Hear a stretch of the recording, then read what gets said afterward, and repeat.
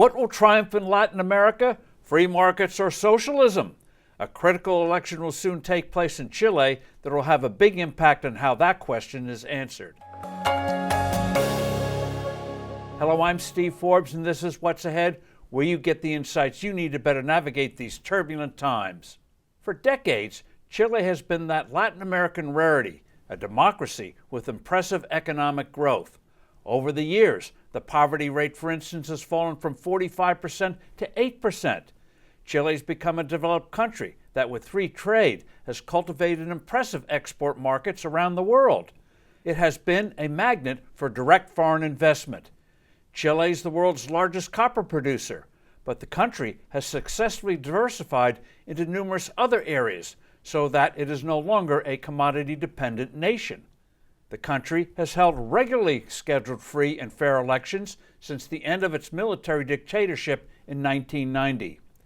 In a few days, however, Chile will pick a new president, and the contrast between the two candidates couldn't be more stark. Gabriel Boric is on the far left with open communist support. Jose Antonio Cast is a staunch conservative. Boric wants to junk the free market reforms that made Chile an economic powerhouse. Among many anti-free market actions, he would slap on higher taxes, scrap the country's private pension system, and create a government-owned company to control Chile's rich deposits of lithium, a critical mineral for batteries.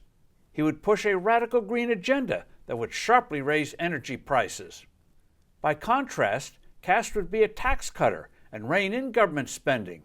He supports coal-fired power plants with recapture and storage. He would also seal the porous border through which illegal immigrants are pouring in. His tough stances on street violence, which racked the country in 2020 and has led to a convention dominated by the far left rewriting the country's constitution, has resonated with many voters. If Chile flips to the far left, it would fire up similar groups in the rest of Latin America, including Mexico. Such a situation would further impoverish economies there, which would pressure more immigrant groups to go north illegally. It would also provide openings for stirring up trouble by Cuba, Russia, and China. Chile was not perfection, as all too many times supposedly right-of-center governments didn't stick to their principles, thereby stoking discontent. But the progress made was undeniably impressive.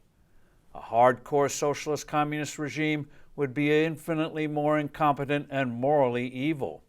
Unfortunately, countries in Latin America and elsewhere have too often flouted policies for progress, key among them low and reasonable tax rates and stable money. Setting up legal businesses can be daunting and property rights shaky. Let us hope Chile doesn't repeat the mistakes of the past and instead becomes again a positive example for how to move forward.